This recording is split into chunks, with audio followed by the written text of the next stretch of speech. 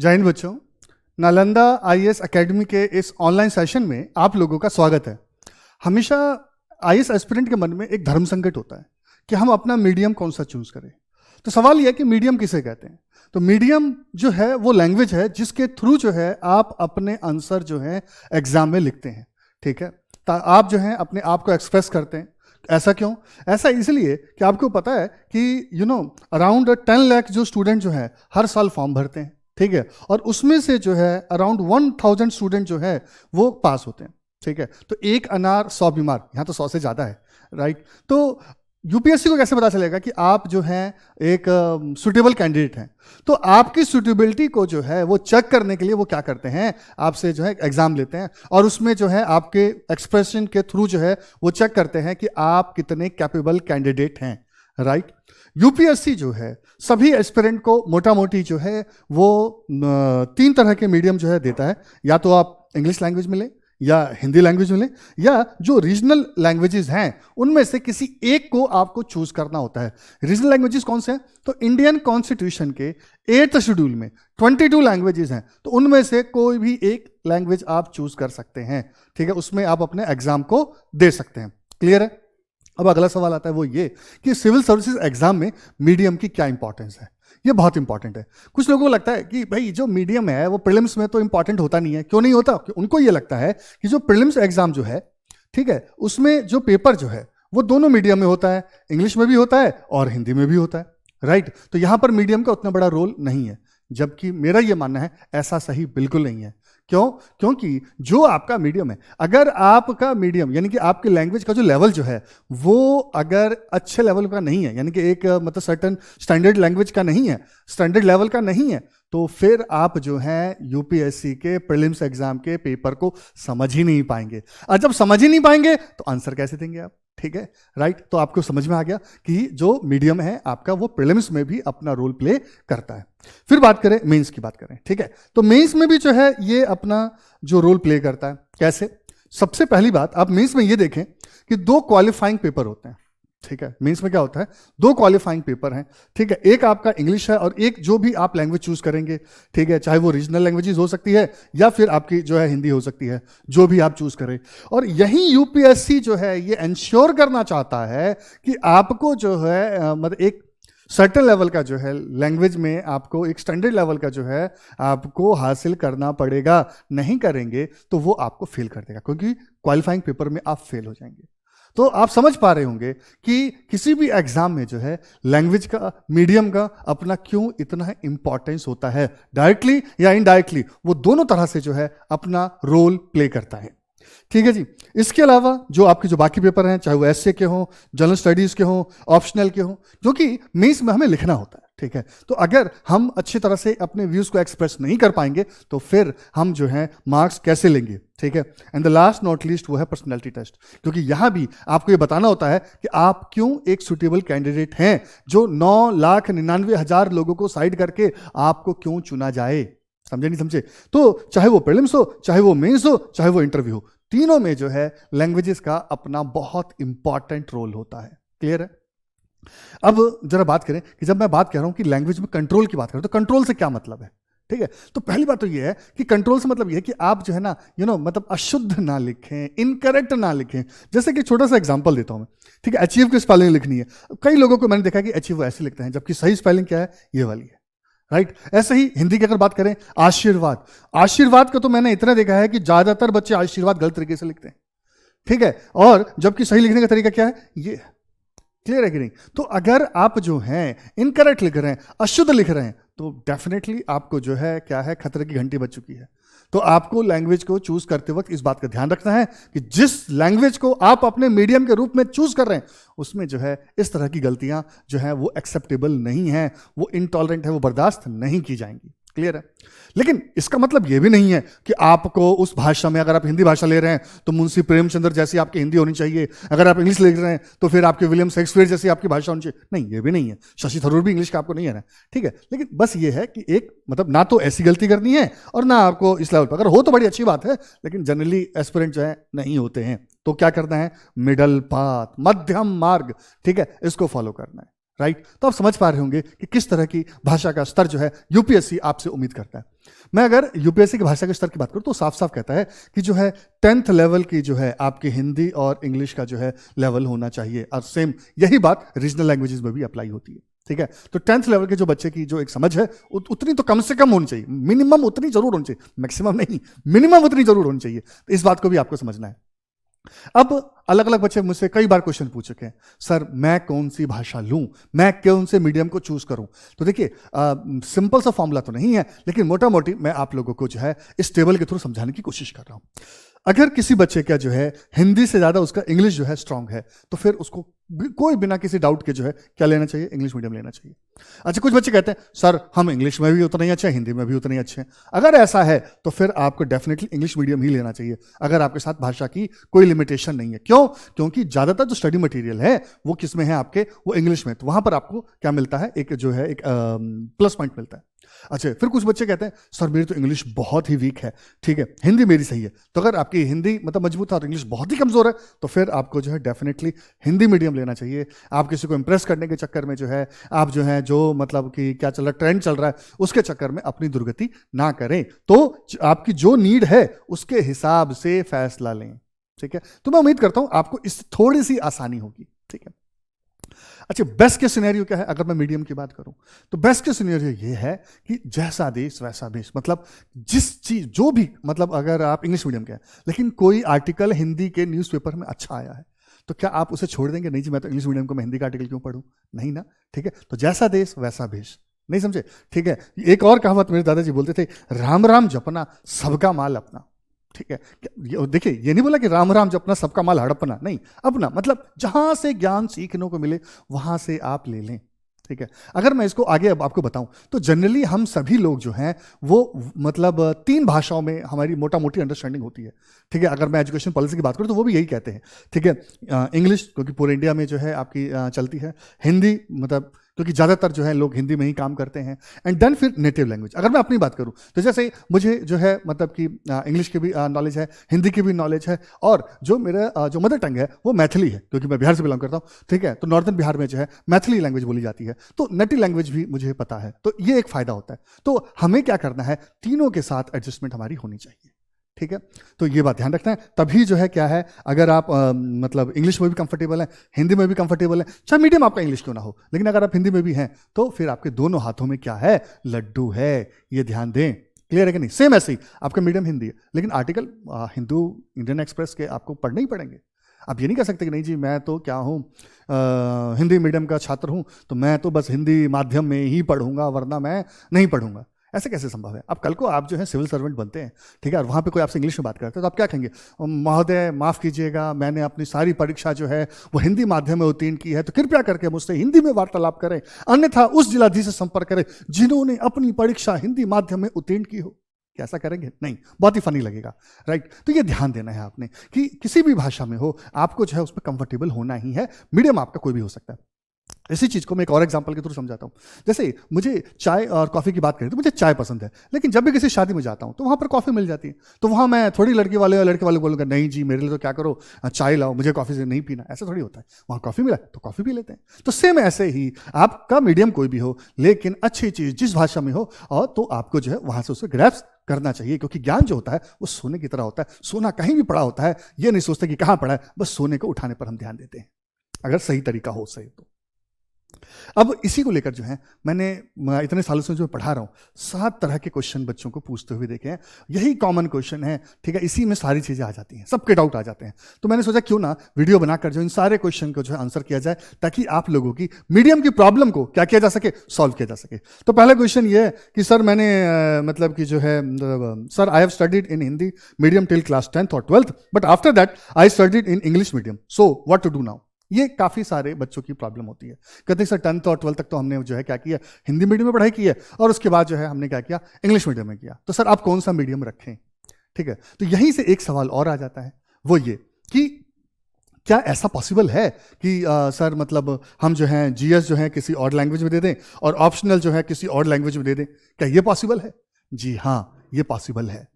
ठीक है, देखिए बेस्ट केस तो क्या होता है कि ज्यादातर बच्चे क्या करते हैं कि जो वो मेंस में रखते हैं वही ऑप्शनल में रखते हैं, मीडियम उनका सेम होता है। ठीक है, या जो उनका हिंदी या रीजनल लैंग्वेज उनका मतलब जीएस में है, वही ऑप्शनल के लिए है। लेकिन आप उल्टा भी कर सकते हैं क्या, कि जीएस में आप इंग्लिश ले सकते हैं और ऑप्शनल में रीजनल लैंग्वेज या हिंदी भी ले सकते हैं, या इसको वाइस वर्सा भी कर सकते हैं। क्लियर है कि नहीं? तो इससे ये आपकी प्रॉब्लम जो है सॉर्ट आउट हो जाती है, ये वाले जो क्वेश्चन है कि 10th और 12th वाली जो प्रॉब्लम है। क्लियर है कि नहीं? तो इसके लिए आपको टेंशन लेने की कोई जरूरत नहीं है, यूपीएससी ने इसका समाधान कर दिया है। चलिए अब नेक्स्ट क्वेश्चन की तरफ बढ़ें। कहते sir I can write in English but I can't speak because we don't have an English speaking environment here, तो व्हाट शुड डू? ठीक है, तो सर मैं अंग्रेजी में लिख तो सकता हूं लेकिन बोल नहीं सकता, क्योंकि हमारे यहां पर अंग्रेजी बोलने का माहौल नहीं है। तो इसके लिए भी आपको परेशान नहीं होना, यूपीएससी ने इसका भी समाधान कर दिया। ठीक है, वो कहते हैं कि भाई देखो, जनरली बच्चे तो ऐसे करते हैं कि इंग्लिश में पेपर देते हैं और इंग्लिश में ही जो है अपना इंटरव्यू पर्सनल डिटेल्स देते हैं।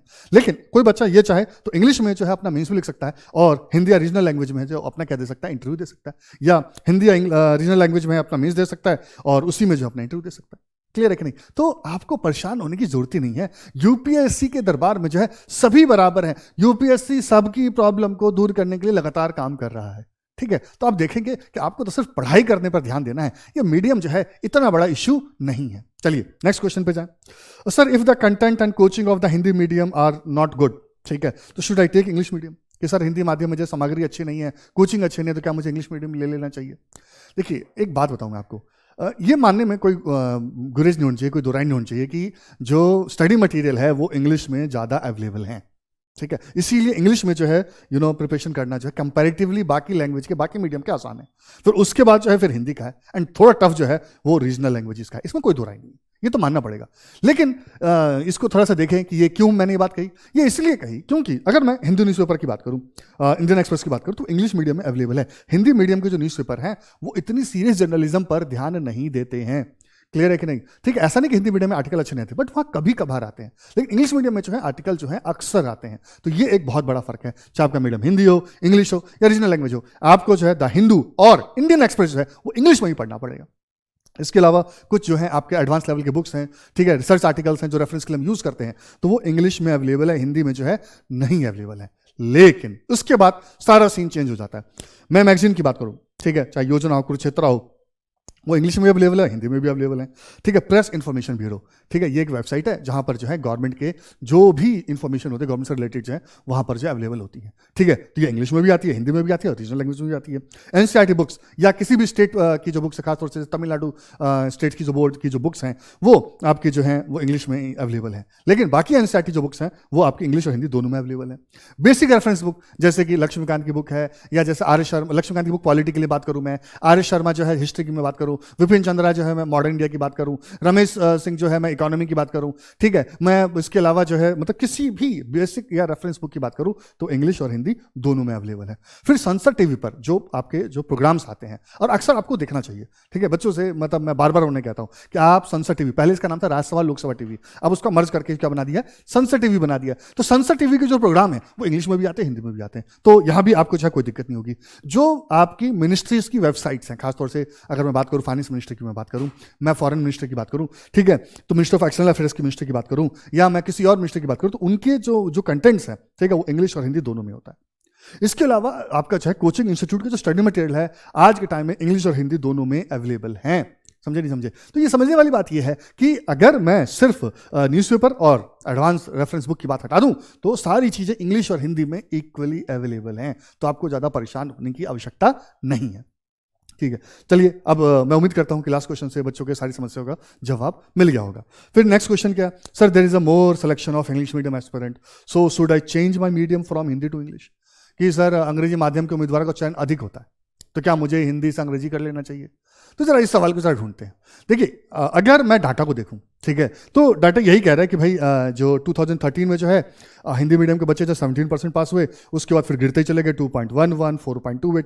अब सवाल ये कि यहाँ ऐसा क्यों हुआ, इसको भी समझना पड़ेगा। 17 से सीधा 2, क्योंकि 2013 में सिलेबस क्या हुआ, चेंज हुआ। ठीक है, तो जो आपका जो है पहले क्या होता है, जीएस के 2 पेपर होते थे, और ठीक है, और ऑप्शनल के जो है 4 पेपर होते थे। अब क्या हुआ है, जीएस के जो है 4 पेपर होते हैं और ऑप्शनल के जो है 2 पेपर होते हैं। ठीक है, और जो जीएस के जो पेपर हैं काफी डायनेमिक आ गए, जिसमें करंट अफेयर और न्यूज़पेपर, ठीक है, इनका रोल काफी इंपॉर्टेंट हो गया है। राइट, तो इसमें क्या हुआ कि जो बच्चे जो पहले रट कर जो पेपर देते थे, जो हिंदी मीडियम के स्टूडेंट जिनका जो है मतलब स्टडी मटेरियल बिल्कुल फिक्स होता था, तो उनका सिलेक्शन जो है ड्रास्टिकली नीचे गिरा है। ठीक है, तो इस तरह से देखें तो वाकई हिंदी मीडियम वाले को नुकसान हो रहा है। ठीक है, आपका 2.11 फिर बढ़ा 4.28, फिर कम हो गया, फिर बढ़ा, फिर कम हो गया, और इस साल तो और भी कम हो गया। क्लियर है कि नहीं? तो जो अभी डाटा आया है, ठीक है, तो इसमें तो और कम आया है आपका। ठीक है, तो ये बात बिल्कुल सही कि हिंदी मीडियम वालों को जो है थोड़ा नुकसान हो रहा है, लेकिन सवाल ये कि क्यों हो रहा है, इसको भी समझना पड़ेगा। ठीक है, तो इसका एक बड़ा रीजन ये है कि अगर मैं सिर्फ 2019 की बात करूं तो करीब 10,000 बच्चों ने जो है इंग्लिश मीडियम का पेपर दिया। तो डेफिनेटली जब 10,000 बच्चे एग्जाम देंगे तो पास भी ज्यादा होंगे। और हिंदी मीडियम की अगर मैं मेंस की बात करूं तो सिर्फ जो है 570 बच्चों ने दिया। तो अगर बच्चे कम देंगे तो पास भी कम होंगे।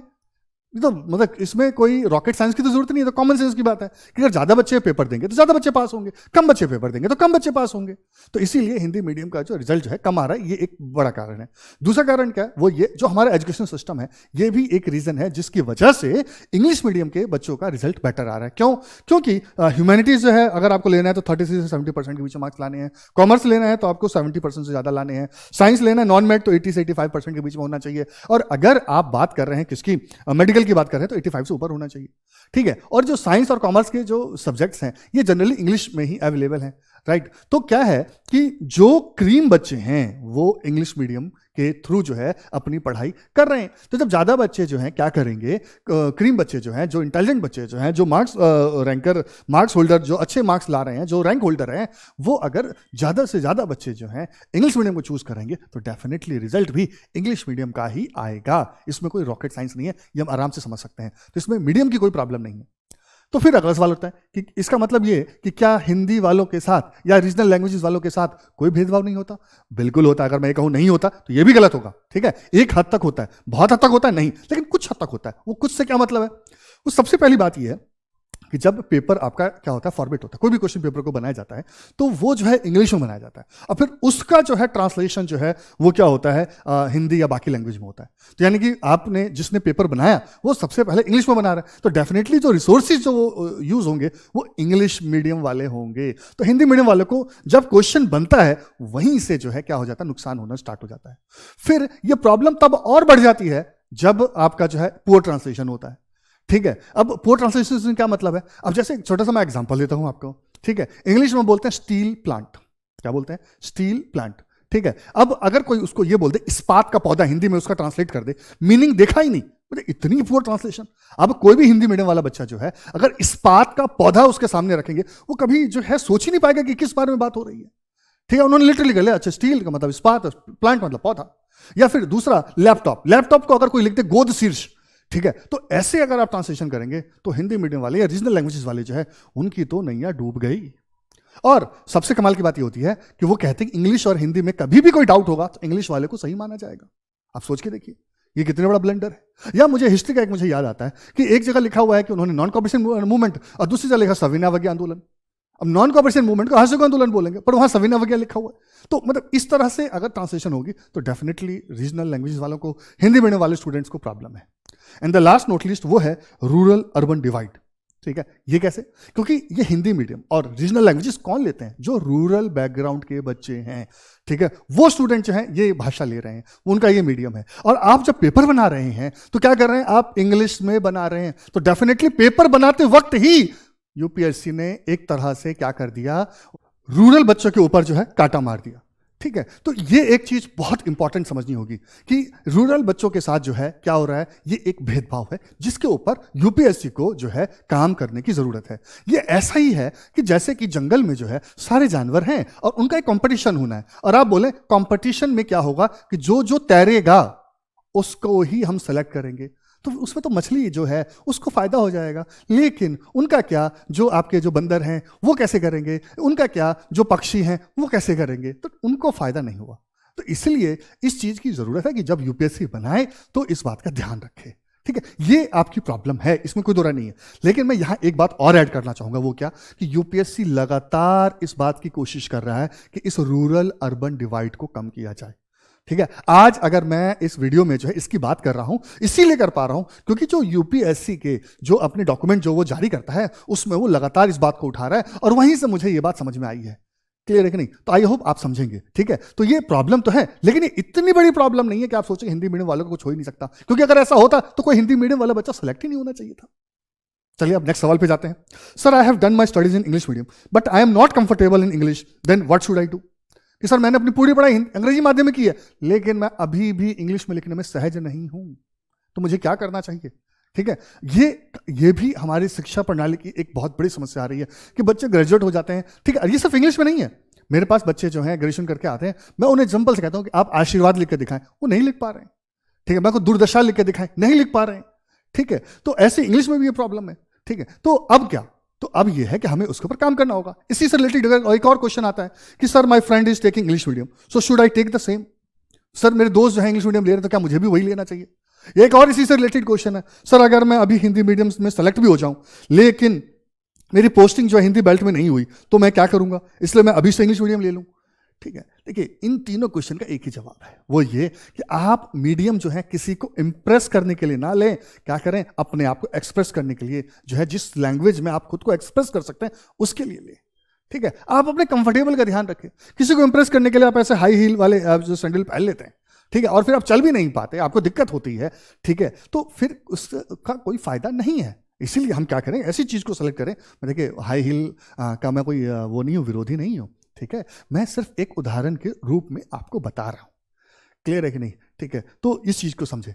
ठीक है, जैसे ही मुझे एक मूवी थी ABCD, एनीबडी कैन डांस, तो उसमें जो है दो टीचर जो होते हैं, तो उनमें से एक टीचर से पूछा जाता है कि सर हम डांस क्यों करते हैं? तो बताते हैं कि हम डांस इसलिए करते हैं ताकि हम इंप्रेस कर सकें। मैंने सूट पहना क्यों? ताकि मैं किसको इंप्रेस कर सकूं। वही दूसरे टीचर विष्णु सर होते हैं, उनसे पूछते हैं कि भाई हम क्यों डांस करें? तो कहते हैं कि हम डांस इसलिए करते हैं ताकि हम किसी को क्या कर सकें, हम अपने आप को एक्सप्रेस कर सकें। जब मोर जब नाचता है जंगल में जो है, तो किसको इंप्रेस करने के लिए डांस करता? वो जब बादल जो देखता है उससे वो खुश होता है, तो अपनी खुशी का इजहार करने के लिए वो क्या करता है? डांस करता है। राइट, तो ये चीज इंपॉर्टेंट है। तो इसलिए हम वो मीडियम चूज करें जिसमें हमें क्या हो, कंफर्टेबल हो, जिसमें जो है हमें क्या हो, हम अच्छे से अपनी बातों को एक्सप्रेस कर सकें।